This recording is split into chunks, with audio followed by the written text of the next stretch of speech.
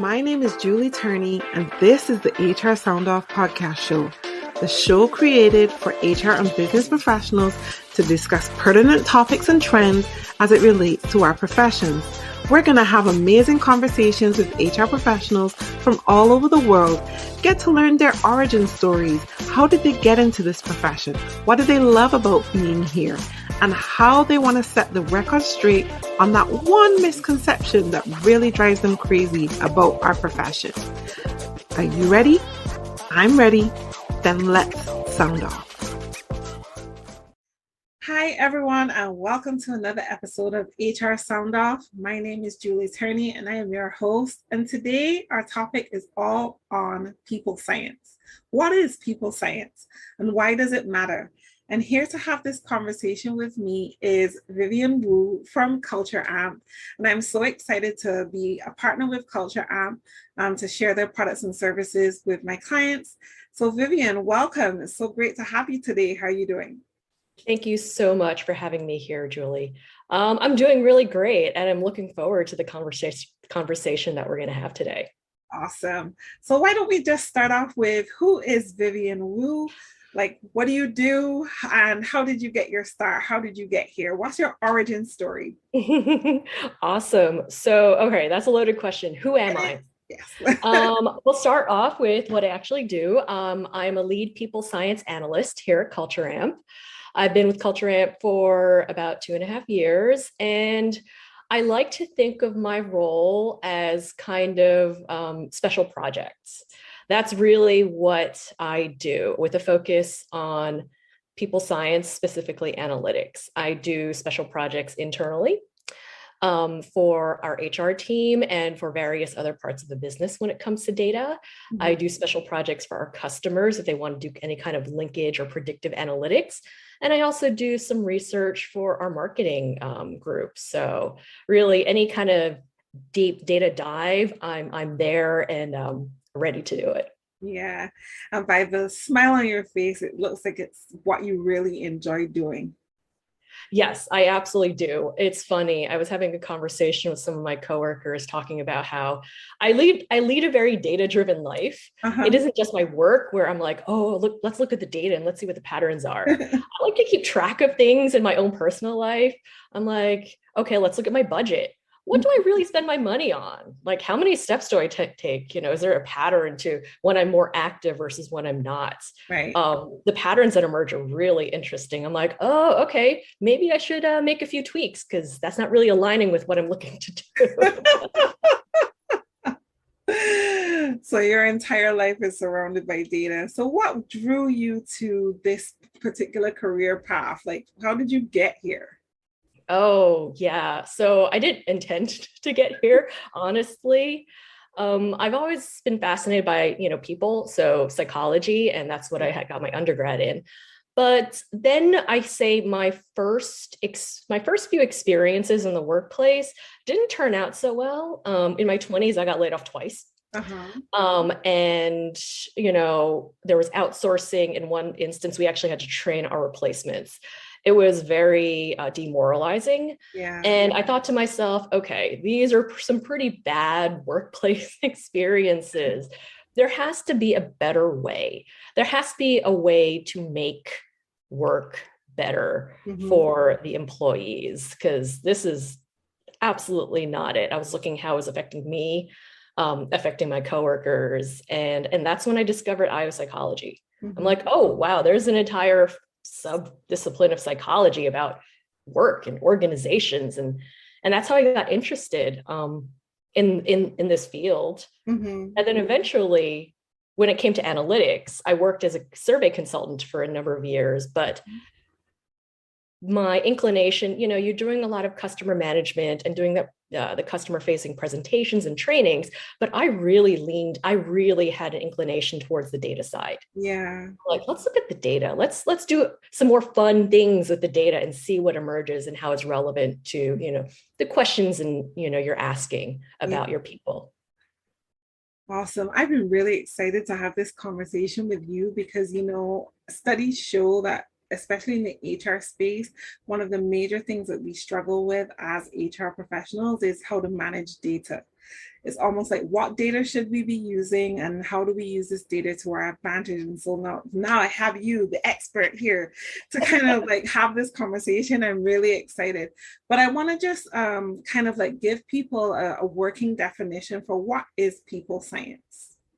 So people science is kind of an umbrella term of all the different social sciences that look at the interactions of people behavior. So that includes, consulting psychology, sports psychology, various aspects of social psychology, industrial organizational psychology, because, and then there are a few other disciplines, but all of them really focus on people, what drives them and, their behavior. So that's why we call it people science. Mm-hmm.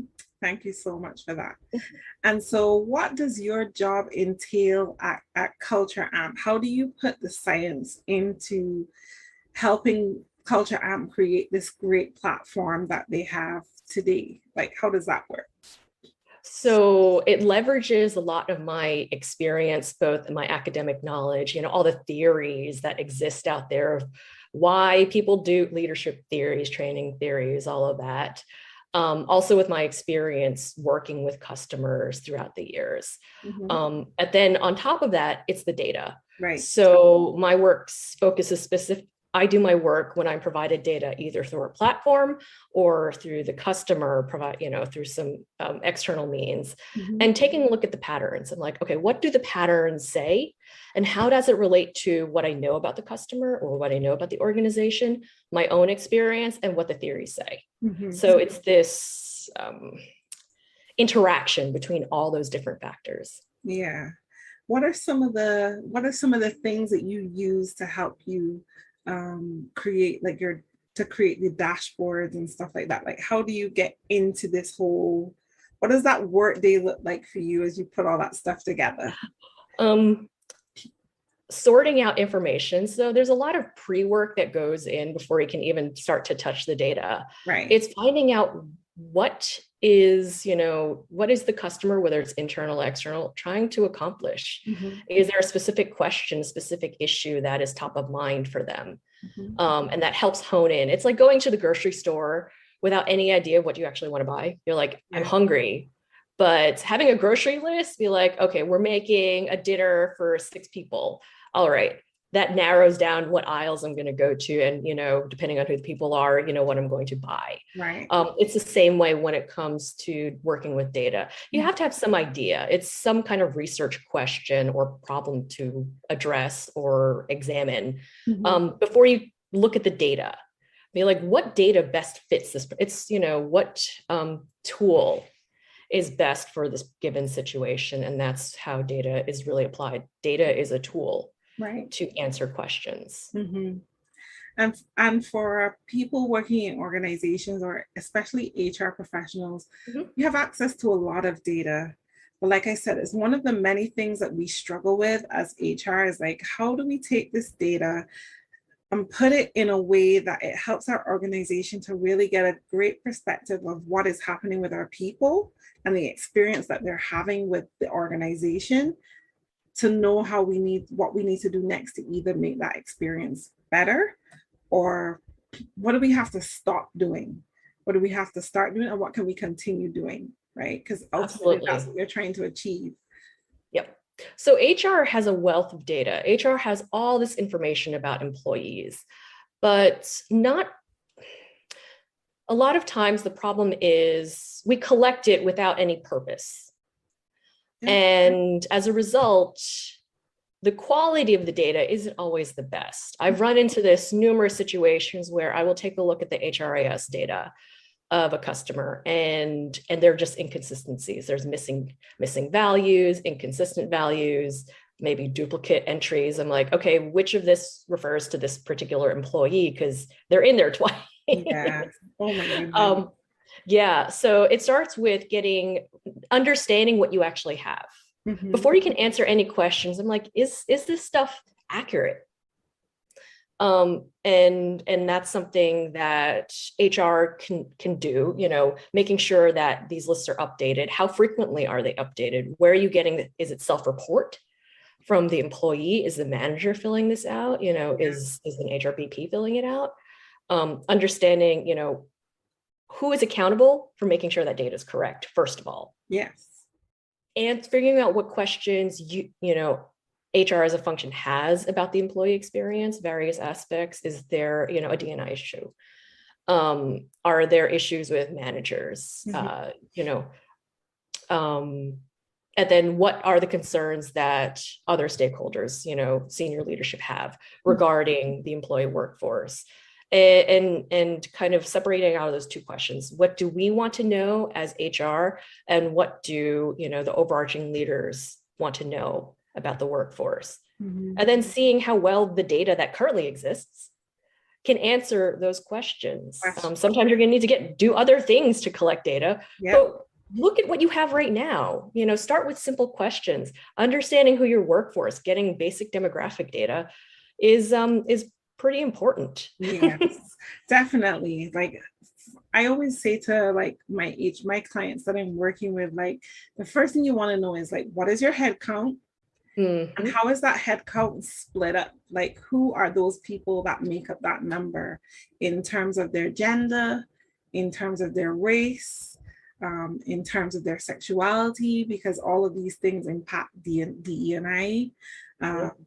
You want to look at it from a perspective of like your leadership and how many people in your leadership space, broken down again, are by sex, by gender.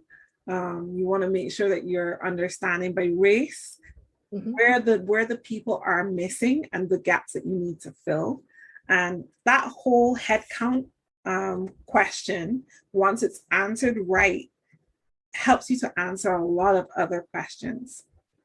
Yeah, that's the beauty of doing analytics, is because it's a continuous process. Once you answer one question, it leads to follow-up questions. Be like, okay, now that we know this, one, does this answer let us know, is this an issue? And then how might we address it? It might be a follow-up question. And then you can do more analytics, collect more data, and be like, okay, what do the people think? What do experts think is the best solution to address this issue? And then the follow-up question to that, once you collect that data, is, was it actually effective? Do we actually move the needle and create positive impact? And it just keeps going from there. Yeah, I love that, because it's almost like once you are able to answer those questions, you can figure out what's going to happen next, or like the way that you need to move forward. But I think that those are really important questions to ask. Are we collecting data for the sake of collecting data? Or are we actually collecting data to make an impact, like to do something with it that's going to make a positive impact in the workplace? So let me ask you this, Vivian, like, what are some of the most common mistakes you see HR professionals making with data? Ooh, that is an excellent question. I think one of the issues that I run into the most is that different departments or different groups of a company will use different systems, or worse, spreadsheets. Nothing irritates me more than the Excel spreadsheet. As funny enough, I'm actually in between. As I record this session with you today, I'm actually attending an HR conference it's a SHRM chapter of the Bahamas. So one of the questions that I asked, in a poll question that I asked, was like, are you collecting data? How are you collecting your people data? Are you using an HRIS system, or are you using Excel spreadsheets? And I kid you not, if 120 people answered that question, about 80 of them said they were still using Excel spreadsheets. Yeah. See, I love Excel, but not for that. I think Excel is a very useful tool for certain things, but not for keep record keeping of your HRIS data. Absolutely not. It's so easy. There are so many pitfalls to using Excel. It's difficult to manipulate. There's versioning control. It's easy to enter inconsistent values, at which point, once you actually try to do anything with that data, you're like, oh, this is very messy. And it requires a lot of cleanup. Super, super yucky. So if you're listening, out there, guys. You need to get a proper HRIS system. If you're still working with Excel spreadsheets, like you need to stop that. Like, right, Vivian and I are telling you right now today, stop it. Find Yeah. a proper HRIS system. Yes, Vivian, tell them. Exactly. Because Excel, you can do whatever you want in Excel, and then it just ends up becoming, it could become anything, not necessarily useful. But HRIS systems are built with structure in mind so that you can actually check and you can make reports. Building a report in Excel is incredibly manual. And as you add more variables or more demographics and more data, it isn't very easy to adjust and pivot with those new additions. Yep, definitely. So for HR professionals, again, who are now at this stage of like, okay, I have to present data to my leadership. What should their presentation look like? What do we need to put in there off the bat? So the presentation, okay, let's see, numbers. data, numbers are incredibly powerful. If you can say, we improved turnover. Okay, great. By how much? That's where the number actually really resonates with everybody, because otherwise it's like, kind of this ambiguous, amorphous concept. Be like, okay, we improved it, but was it a little? Was it a lot? Once you actually have a number, and then comparison, be like, this is what attrition, this is what turnover was like last year. This is what turnover currently is. And that was what, a 5% improvement or something like that. It's incredibly powerful. I think that going back to what I said, really understanding the question, what is your audience actually interested in? Talk about the metrics that they actually care about. This is where kind of connecting HR data, HRIS data, or HR data to those metrics, whether it be sales numbers, be like, hey, those departments that have more diverse workforces, look, they actually make more money too. And making a connection between HR data and those metrics that leaders care about is so incredibly powerful. It demonstrates the value of HR. Be like, hey, look at the work that we do and look at how it impacts the stuff that you actually care about. Thank you so much for sharing that, because I think that it's really important. I think, like I said, a lot of HR people do struggle with putting data together, understanding where the numbers are coming from. So like if I don't have an HRIS system and I am pulling that data from Excel, like I already know the possibility of that data being inaccurate is greater. Yes. So we need to find a proper way to manage that data so that we can present it properly. We will return to my interview with Vivian Woo in a moment, but first, a word from our sponsors, Ability CBT. Ability CBT is an internet-based cognitive behavioral therapy program designed to provide effective mental health care to people dealing with a variety of concerns, including anxiety, depression, trauma and grief, and more. The program is guided by experienced therapists who are there to help you understand and navigate your mental health concerns and build long-lasting coping skills.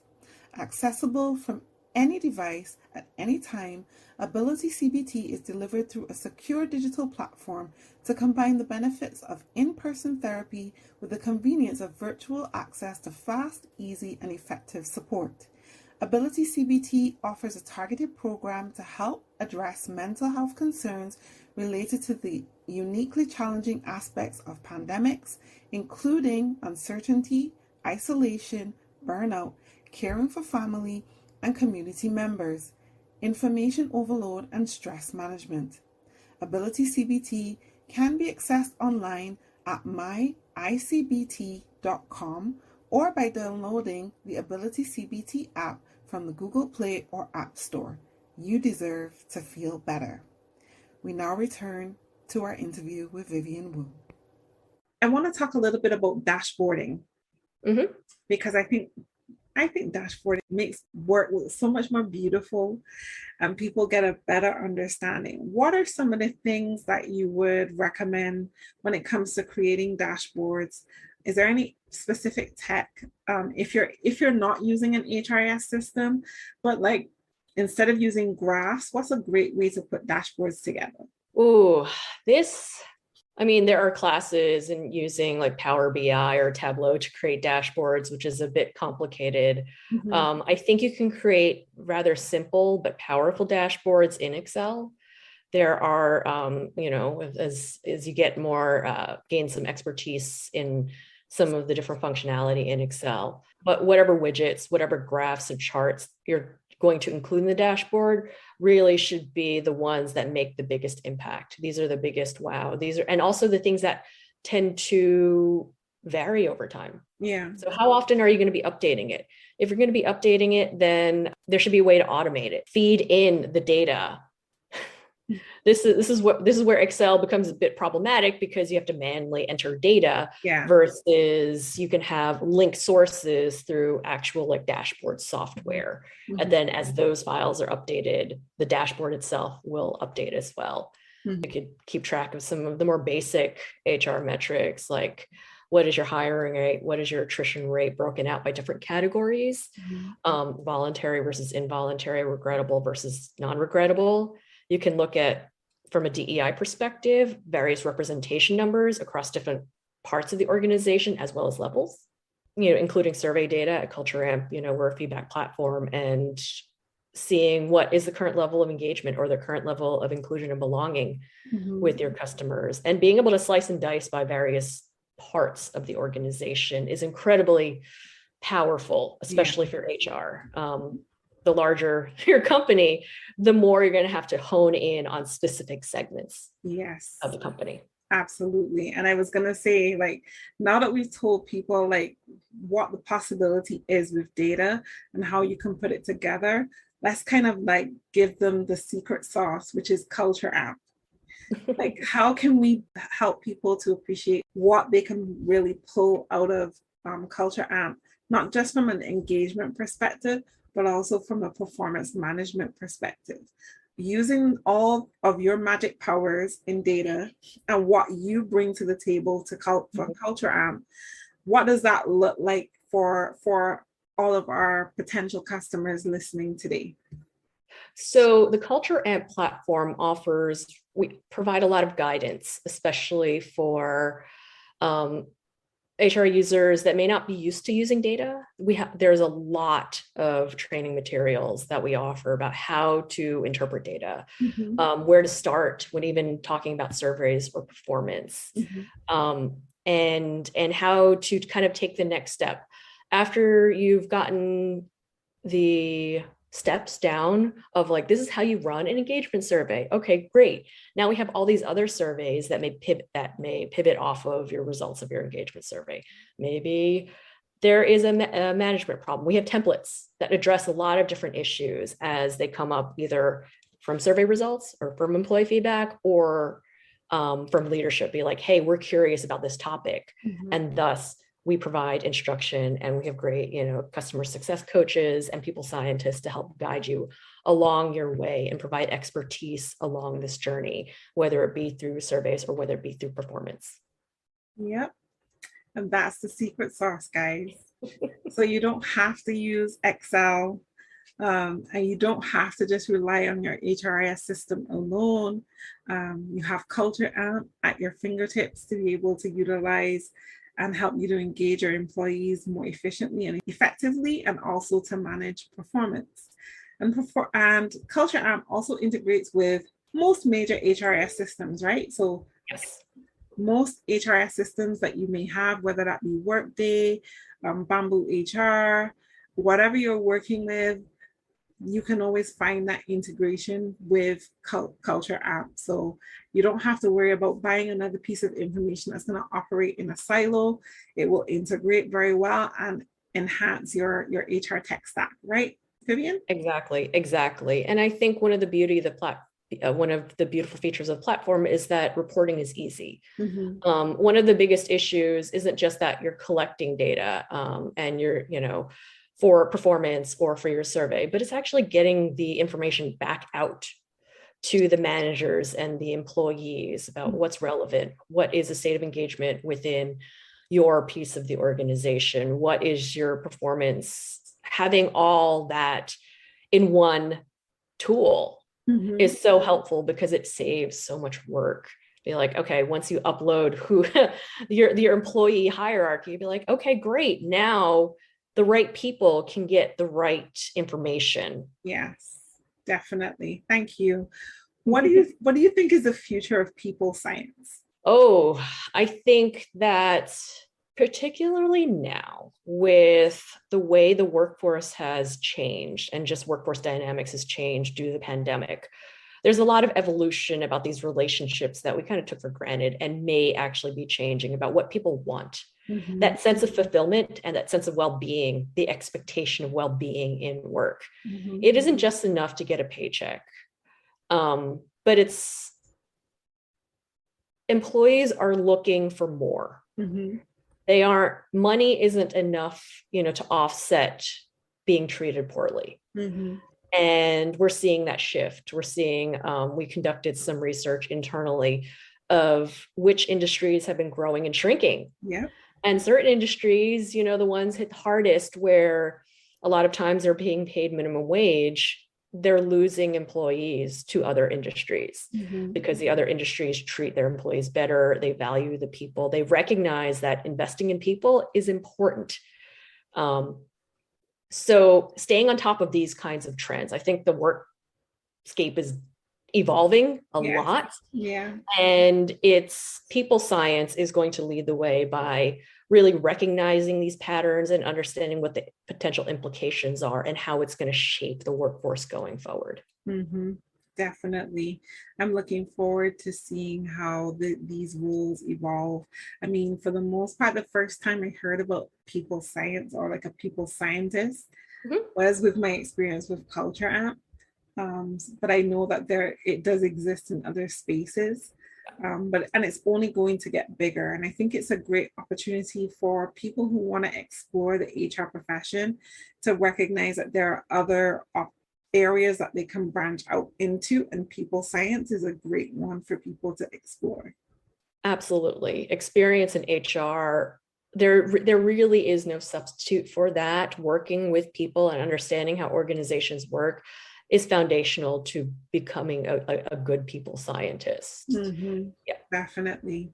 Thank you so much for sharing that information with us today, Vivian. I really appreciate it. Would you tell our audience what you're reading, watching, listening to right now that you think that they would enjoy? Okay, so it just so happens that my favorite show currently, the season finale is on tonight. It's What We Do in the Shadows. Now, have you heard of that show, Julie? No, I've not. So I'm gonna check IMDb right now. Okay. So it's based off of a movie, but the TV show follows a group of vampires who live in Staten Island, New York, and it's in a mockumentary style. One, it is hilarious. And it happens that this season, it's more of a workplace comedy, if you can imagine that, with vampires. And it's entertaining. It is incredibly hilarious, absurd, because, we're looking at modern day vampires trying to navigate the workplace. Navigate a very interesting workplace, and just, all their supernatural drama. And I love it because it sets my brain free. I'm like, okay, I love interpersonal dynamics. I'm like, oh, let's with that supernatural kind of fantasy influence. Yeah. So that show makes me laugh consistently every week. Okay, What We Do in the Shadows. Got it. What We Do in the Shadows, yes. Interesting. So if you had to give any advice to your younger self, what would it be? Don't worry that you don't have a specific career goal in mind. I think being open to opportunities is incredibly valuable. That sometimes you come across something, you're like, oh, let me try that out. Don't be scared to try things out. You aren't committing to anything, but just seeing, one, are you good at it? And two, are you interested? Yeah. That's how I stumbled upon analytics. I didn't intend to be focused on, people science, and specifically people science analytics. When I got out of grad school, I was, going to be a consultant. But that changed. I was like, oh, this opportunity presented itself. Why not try something new? And then I found I fell in love with it. Yeah. Amazing advice to give yourself. What is the biggest misconception about HR that really bothers you that you want to set the record straight on right here, right now? I think it's funny. And I made this comment about the portrayal of HR typically in like media and popular media as ineffective. HR isn't powerful. And yet when I see in, my own experience is that HR exerts so much influence. And there is this misconception of people before they even enter the workforce and have actually any personal experience with HR. They have this, feel like, okay, this is what a picture of what HR is, until they realize, oh, it's actually something very different. Yeah. And how it impacts your working experience can be quite profound. Mm-hmm. Definitely. And that's a big one, because I think that a lot of people say that. So I'm really glad that you were able to set the record straight on that. I always wonder, like, in another life, kind of like your movie that you like to watch. I actually watched this movie on Disney Plus, which is called What If? Mm-hmm. And it's like the word, like, what if the Avengers were like, what if Thanos was a good guy? Like, what if, so you get all these different versions. And I'm like, what if in another lifetime, like HR really got the respect that it deserved? Yep. I absolutely think so. I think that HR is so incredibly powerful if they are empowered by senior leadership. And I think that's really, one of the biggest hurdles is that HR needs a seat at the table. It doesn't just be like, okay, HR is here for compliance purposes. No, HR can really do a lot of fantastic work if you resource them well, if you actually provide the support that they need. Definitely. Thank you so much, Vivian. You have survived your time in the sound booth today. It was an absolute pleasure having this conversation with you. And please, you're welcome back anytime to talk to us all things HR data, because I know there's a lot more that we could tap into. And I would love to have you back for us to engage some more and help our audience appreciate the things that they can do with the data to put the power in their hands to move things forward in their organizations and also to boost their HR careers, right? Absolutely. Thank you so much, Julie. I've had a wonderful time talking to you about all of this. It's been great. So I wish you all the best, and I look forward to engaging you in other opportunities and just learning more and benefiting more from all of your great wizardry in Culture Amp. All right, thank you. Thank you for joining us in the sound booth today. I hope that you found this information from this episode useful. You can find me on all social media platforms at I am Julie Turney. That's I-am Julie Turney. And you can find this episode or this show on most digital platforms, Google Podcasts, iTunes, Spotify, you name it, we're there. Thanks to Ability CBT and Rock Solid Entertainment for helping me to put this content together for you. And I will see you again in the next Sound Off.